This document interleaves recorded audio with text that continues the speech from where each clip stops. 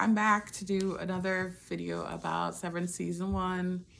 I'm not attached to the show in any way. I don't know anybody who works with the show. I'm not getting paid. I wish I was. This is just my opinions, observations, theories about the show because I watched it too many times and have had a lot of time to dissect it. So here we go. This next section says the show often speaks to how people's emotions cloud their thoughts.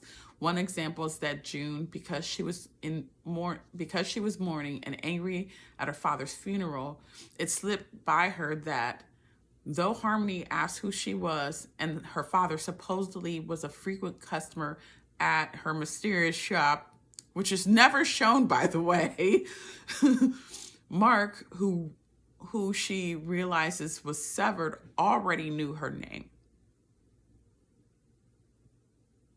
Just saying. And at her alleyway concert, he said that her dad would have loved the band song, and because she was still angry, she yelled at Mark instead of considering that maybe, just maybe, he did know her father. Having had teens who are now young adults, they tend to be the quickest to catch these kinds of inconsistencies, especially when they can set their emotions aside for a moment. And those are just like kind of examples. And I'm not, ragging on June or whatever. If anybody should ever, you already know, Miss Harmony is number one, followed by Milchick and Grainer, because the trio of evil. They just.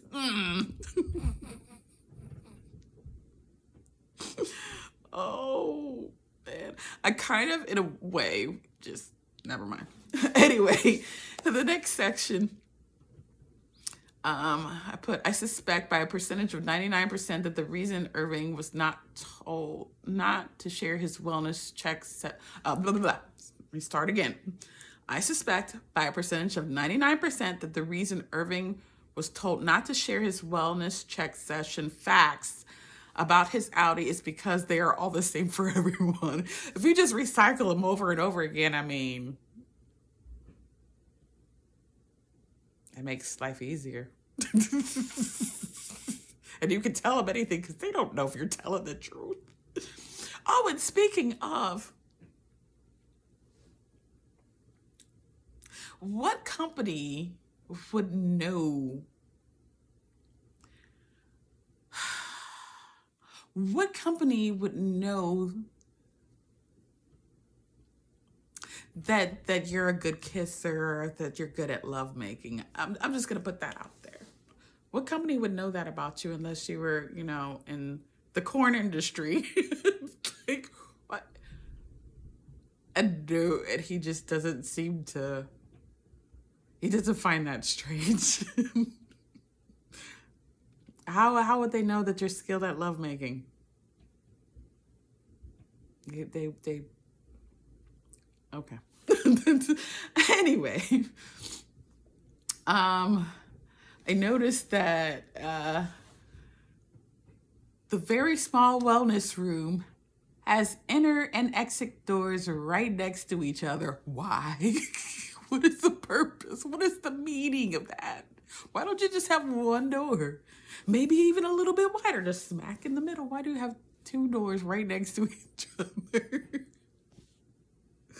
There's no wall between the doors or anything, so okay. The next section says, it's not lost on me that there may be a somewhat logical reason that Harmony, Milchick, and Grainer treat the regular workers with such malice, contempt, and disdain, and generally have no concern for their emotional well-being. It could be that, in the past, they were in similar positions and the company has them in a chokehold, blackmailing them into keeping the lab rats contained. Or they could have all been raised in an orphanage run by Lumen and thus brainwashed into thinking that people who don't accept the Kool-Aid are stupid. I'm just saying.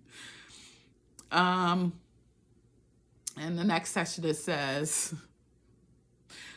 Why was one Enter the Sandman lyric performed by Petey and June wrong? If you know, you know. Nails on the chalkboard. That's what it was like for me, because I listen to all types of music.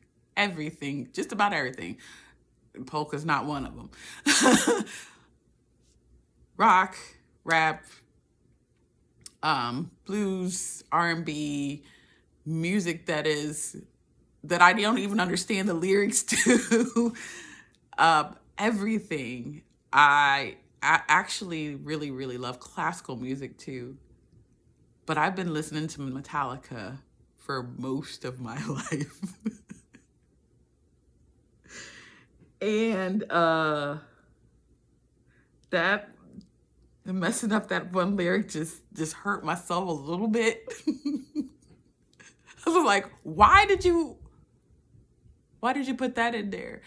And I can't remember if I looked it up to see why that was. I probably did. But I actually didn't find anything, or I didn't look. But that just rubbed me so wrong. Like, why would you change the lyrics? The lyrics are great. There was no improvement when they changed that one lyric, and it sounded like rocks in the mouth, and it wasn't a good replacement, and the word that they replaced wasn't offensive in any way. And besides, there's cussing throughout the show. It's just not a lot of it, and there wasn't, cussing or cursing, so I don't get why they did that. Something other than the obvious is off at the book reading. Audie Mark says his copy might possibly be left on his nightstand. And as far as the storyline goes, he's never seen it because Harmony stole it, and it's at Lumen. In fact, Devin was in labor.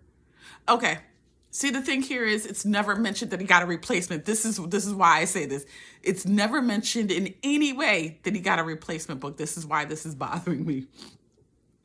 So, as far as the storyline goes, he's never seen it because Harmony stole it, and it's at Lumen. In fact, when Devin was in labor, Rickon said it bothered him that Mark hadn't mentioned or thanked him for it in the 5 days since it had been delivered on his porch. Mark then said that someone had stolen it, and all three were in the same room when he said it. At the same time, there's no indication that he received another copy, but at the book reading, Devin mentions it as if he'd received it like he was supposed to. So there's no mention in the story at all, anywhere, that he received a new copy.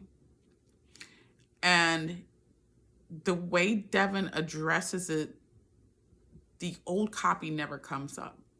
So I just found that weird. And well, yeah, it just bothers me. In the next section,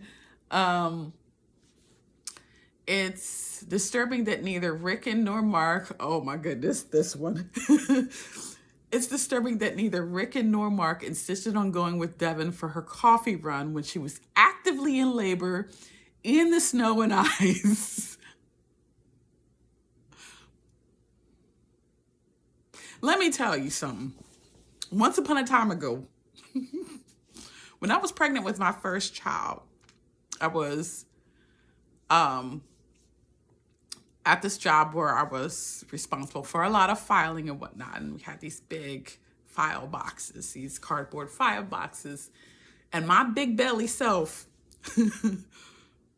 fell over one of the boxes, fell backward over one of the boxes. And let me tell you, there was panic in the streets when I fell. Panic. And nobody was letting me waddle anywhere.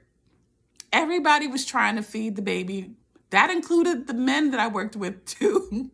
They made jokes and harassed me or whatever, which was cute and endearing. It wasn't out of malice.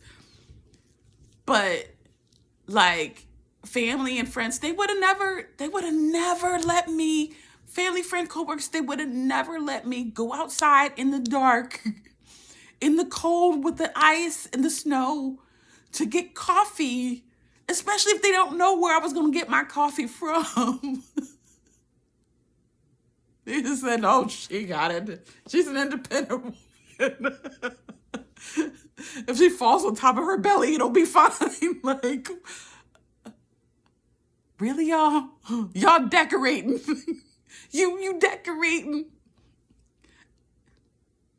And you let her go out for coffee by herself. And it would have been better if one of them went with her. Okay, fine, cool, whatever. But you let her go by herself in the dark, in the snow and ice, wow, actively in labor for coffee where you didn't know where she was gonna get any from because she was at a